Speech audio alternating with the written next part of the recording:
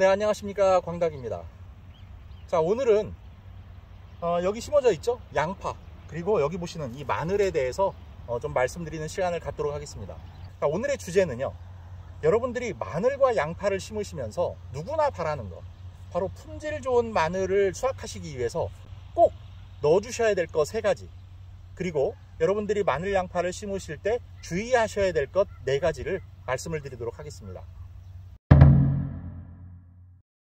우리가 보통 품질 좋은 마늘이라고 하면 여러분들은 어떤 마늘을 품질 좋은 마늘이라고 하시나요? 제 기준으로 말씀드리면 첫 번째는 그 고유의 맛과 향이 풍부해야 합니다. 다음 2번째는요, 저장성이 좋아야 돼요.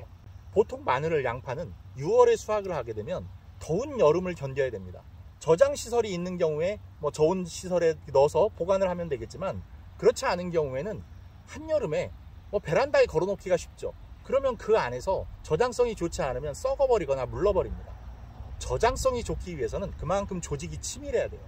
단단하고, 그래서 이렇게 들어봤을 때 묵직한 느낌이 나야 됩니다. 이런 것들이 좋은 마늘과 양파예요. 자, 다음 3번째는요, 마늘 양파에서 빼놓을 수 없는 특징 한 가지가 바로 월동이라는 겁니다. 이 월동을 잘 못하면 살 수도 없고, 어떻게 살아남는다 하더라도 품질 좋은 마늘과 양파가 되기가 어려워요. 그래서 이 월동력이 좋게 만드는 것이 품질 좋은 마늘과 양파를 수확하는 데 핵심 비결입니다. 우리가 보통 밑거름할 때 퇴비 넣고 유막 넣고 또 아니면 질소인산 칼리 들어있는 복합비료 정도 써주는 게 대부분이실 거예요. 그런데 그것만으로는 마늘과 양파에 지금 말씀드린 이런 조건들을 다 채워 넣기가 조금 아쉬운 부분이 있어서 오늘 그런 것들을 함께 소개를 해드리도록 하겠습니다. 제가 작년에도 마늘과 양파를 심을 준비하면서 여러분들한테 소개를 해드린 제품이 하나가 있어요. 바로 칼마 황제라는 제품입니다. 바로 이건데요. 자, 이 칼마 황제가 뭐길래 제가 이렇게 2년 동안 꾸준히 여러분들께 소개를 해드리고 제가 사용을 하고 있을까요? 바로 지금 여기 보시는 이 마늘은요, 제가 올해 사용하게 될 씨마늘입니다. 이건 좀 특이한 사연을 갖고 있어요. 이건 전부 지금 육종 마늘이에요. 이건 어디서 구입한 게 아니고요, 제가 생산해낸 육종 마늘입니다. 근데 어떤 과정을 통해서 생산했냐면, 여러분 주화재배라고 들어보셨죠? 이 마늘을 심어서 마늘을 생산하는 게 아니라 마늘종에 달린 그 주화를 생산해서 그 주화를 또 심어서 통마늘을 키우고 그 통마늘을 또 심어서 이렇게 육종 마늘을 만들어서 그 육종 마늘을 다시 종자로 사용하는 겁니다. 그러면 한 2해, 3해 정도는 아주 건전하고 병에 별로 감염될 가능성이 낮은 이런 마늘 종자를 이용할 수도 있어요. 다만 시간이 좀 길기 때문에 불편하다는 그런 문제점이 있죠. 하지만 저는 좀 재미삼아서 한 3년 전부터 준비를 해서 이렇게 육종 마늘을 수확을 했는데, 보십시오. 정말 깨끗합니다. 단단하고요, 벌레 먹은 거 하나 없이 아주 품질 좋은 그런 마늘 종자를 이렇게 생산한 거예요. 이렇게 품질 좋은 마늘을 생산할 수 있는 것이 바로 제가 이 칼마 황제를 통해서 많은 도움을 받았어요. 그래서 여러분들에게 소개를 해드리려고 하는 겁니다. 우선 첫 번째, 아까 제가 좋은 마늘의 첫 번째 조건이 뭐라고 했냐면, 그 고유의 맛과 향이 잘 살아야 한다라고 말씀을 드렸어요.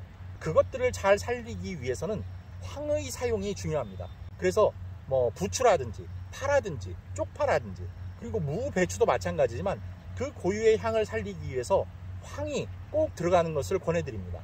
그런데 이 칼마 황제에는 식이유황이라는 게 들어있습니다. 바로 그 황이 27%가 들어있어요. 이 황은 독성이 강합니다. 그리고 알칼리성이 강해요. 그래서 땅에 함부로 사용하셔도 안 되고 사용에 여러 가지 주의점이 필요합니다. 그런데 여기 들어있는 황은 안전해요. 땅을 산성화시키지도 않아요. 그러면서 아까 말씀드린 대로 이 마늘과 양파, 그리고 다른 작물들도 마찬가지예요. 배추, 무, 쪽파, 대파, 부추, 그리고 일반 과일들, 그런 것들이 특유의 맛과 향을 내고 색깔을 내는데 도움을 주는 그 성분이 바로 이 황이에요.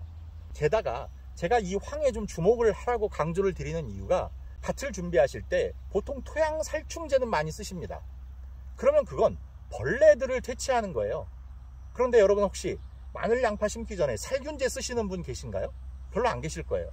바로 이 안에 들어있는 이 황은요, 그 살균 능력이 아주 높습니다. 그래서 여러분 작물 같은데, 과수나무 같은데 황으로 소독하는 거 많이 보셨을 거예요. 그게 이런 병원균들을 억제시키기 위해서 그렇습니다. 바로 이 칼마 황제에 황이 27%나 들어있기 때문에 이걸 사용하시게 되면 이 밭에 병원균이 많이 억제가 돼요. 마늘과 양파는 뭐 흑색 썩은 병이라든지 마른 병이라든지 그런 것들을 억제시켜주기 위한 하나의 방법으로 이 황을 사용해야 되는데 그 황이 여기에 넉넉하게 들어있다는 겁니다. 품질 좋은 마늘과 양파의 두 번째 조건, 바로 저장성이라고 말씀드렸는데 그 저장성이 좋아지려면 그만큼 조직이 치밀해야 됩니다. 그래야 첫 번째로는 외부에서 들어오는 어떤 저항을 견딜 수 있고, 또 하나는 양분의 저장을 아주 치밀하게 해서 묵직해야 돼요. 그래서 들어보면 정말 묵직한 느낌이 드는 마늘과 양파가 있어요. 그런 마늘이 재배가 잘 된 겁니다. 바로 그 기능을 칼슘이 하죠. 보통 질소가 많이 들어오게 되면 뻘쭘하게 자라고요. 밑에 구가 제대로 못 자라요. 그래서 뭐 벌마늘이 많아진다든지 아니면 스펀지 마늘, 뻥 마늘이 나온다든지 그런 안 좋은 현상들이 생기거든요. 그런데 이 칼슘이 그 질소의 과잉을 억제시켜 줍니다. 그리고 또 하나, 우리가 비료를 쓴다거나 양분을 쓰게 되면 땅속에 남는 양분의 찌꺼기들이 있어요. 쓰고 남은 그런 것들이 이제 불용화 된다고 하는데, 쓰이지 못하고 땅속에 남으면 그게 염류 집적 현상이에요. 그래서 농도 장애가 일어나면 뿌리가 손상되고 작물이 죽어요. 병도 많아지고. 그거를 억제시키고 해소시켜 줄 수 있는 게 바로 칼슘의 역할이에요. 그 칼슘이 여기에 자그마치 33%가 들어있고요. 그 긴 재배 기간 동안 아주 단단하게 성장할 수 있고, 또 수확한 이후에도 저장성을 좋게 해서 여름은 물론이고 우리가 김장 때까지 보관을 해도 지금 이 보시는 마늘처럼 이렇게 문제없이 깨끗하게 저장이 되고 하는, 그리고 종자용으로 또 사용해도 아주 좋은 그런 마늘을 생산하는 데 도움을 주는 겁니다. 품질 좋은 마늘의 세 번째 조건은 아까 제가 월동이라고 했어요. 월동력이 좋아야 그만큼 품질 좋은 마늘과 양파를 생산하는 데 도움이 되는데, 그 월동력을 좋게 하는 비결이 뭐냐면요, 바로 뿌리가 잘 발달돼야 돼요. 그래야 땅속 깊숙이 뿌리를 박고서 냉해를 입지 않습니다. 보통 한지 마늘은 심게 되면 싹을 올리지 않아요. 봄에 올립니다. 그러면 얘가 그동안에 놓을까요? 아니죠. 뿌리를 내리고 겨울을 버팁니다. 그러기 위해선 뿌리가 가을에 발달이 잘 돼야 돼요. 그 뿌리 발달에 도움을 주는 영양소가 바로 인산입니다. 그런데 여기에 이 칼마 황제 안에 마그네슘이 그 인산의 흡수를 도와주는 역할을 해요. 인산은요, 불용화되기가 쉬운 영양분이고 흡수가 잘 안 돼요. 그 인산을 잘 흡수되도록 도와주니까 그만큼 뿌리 발달이 좋아져서 월동력이 좋아지는 겁니다. 게다가 마그네슘 그러면 광합성에 큰 도움을 주는 영양소다라는 거 알고 계시잖아요. 광합성에 도움이 되고 뿌리 발달에도 도움이 되는 인산 흡수율을 높여주니까 반드시 이 마그네슘의 사용 역시 중요하다라고 말씀을 드리는 겁니다. 그러면 지금 말씀드린 대로 황, 칼슘, 마그네슘 이 세 가지 것들이 여러분들이 보통 질소, 인산, 칼이 공급해 주시는 거 말고도 추가적으로 좀 들어가야 그렇게 품질 좋은 마늘과 양파, 월동도 잘하고 맛과 향이 살아있는 그런 수확을 하실 수가 있는 겁니다. 좀 더 자세한 내용이 궁금하시다 그러면 더보기란 댓글란 보시면 거기에 홈페이지 주소와 전화번호를 남겨놓을게요. 그러면 그분들께 문의를 하시거나 아니면 홈페이지에서 뭐 사용법이라든지 주의사항 이런 걸 좀 보시면 됩니다. 일단 밑거름으로 한번 사용하시고요. 그 다음에 봄부터 웃거름 하실 때 여러분들이 뭐 요소도 뿌려주고 하시잖아요. 그런 거 할 때 이걸 같이 뿌려주시면 그만큼 도움이 됩니다.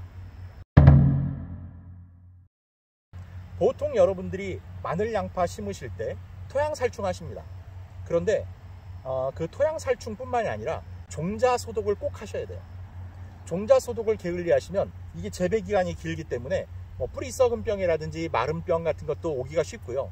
그 다음에 뿌리응애, 그 다음에 뭐 여러가지 그 고자리파리의 피해 같은 것들을 많이 보십니다.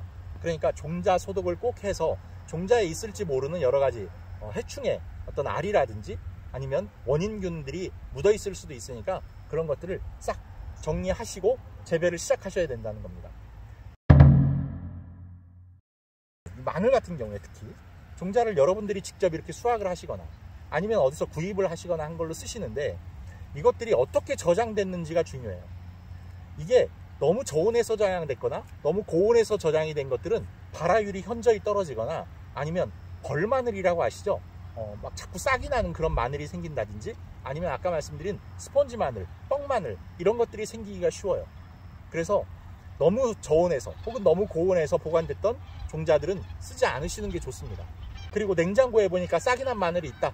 아, 이거 심어야겠다. 이러시면 안 됩니다. 그러면 아까 말씀드린 그런 문제 있는 마늘로 성장할 가능성이 높습니다. 미숙분 퇴비를 쓰지 마라. 이런 얘기는 많이 듣습니다. 근데 마늘과 양파는 특히 중요합니다. 왜냐하면 두 가지 문제를 만들어요. 하나는 그것들이 가스를 발생시켜서 뿌리를 훼손시킵니다. 뿌리 발달이 잘 안 돼요. 그러면 아까 말씀드린 대로 월동에 문제가 생겨서 얼어 죽거나 아니면 살아남는다 하더라도 정상적으로 성장하기가 어렵습니다. 다음 두 번째, 그 가스가 해충들을 끌어모아요. 고자리파리라든지 여러 가지 그 냄새를 쫓아오는 해충들이 알을 낳게 되면요 싹 죽어요. 그래서 지금처럼 이렇게 양파 심어놨는데 며칠 새로 막 쓰러지는 것들이 보입니다. 그게 바로 그 미숙분 퇴비를 많이 쓰신 경우엔 많이 심해져요. 여러분들이 마늘과 양파를 심을 때 시기가 굉장히 중요합니다. 보통 한지 마늘인 경우에는 뭐 10월 중순, 단지 마늘인 경우에는 뭐 9월 달 안에 다 파종을 보통 끝내십니다. 이런 것들이 바로 추위에 대비해서 뿌리가 빨리 내려가라고 하는 거예요. 그래야 월동력이 좋아진다 그랬잖아요. 그런데 이걸 뭐 이러저런 사정 때문에 조금 늦어져서 10월 중순까지 못하겠다 하시는 분들은 아무리 늦어도 10월 말까지는 끝내시길 바랍니다. 그래야 뿌리 내림이 탄탄하게 받쳐져서 제대로 성장할 수가 있습니다. 안 그러면 월동할 때 많이 죽어요. 자, 지금까지 말씀드린 이런 주의사항 뿐만이 아니고 앞서 말씀드린 이런 칼슘 황제와 같이 작물에게 특히 마늘과 양파에게 꼭 필요한 이런 영양소들을 잘 챙기셔서 내년 6월달 여러분들이 풍족한 수확 그리고 아주 알싸하고 매운 그런 품질 좋은 마늘과 양파 수확하시는 기쁨을 만끽하시길 바라겠습니다. 자, 풍성한 수확 응원하고요. 구독, 좋아요, 알림 설정 부탁드리면서 인사드리도록 하겠습니다. 감사합니다.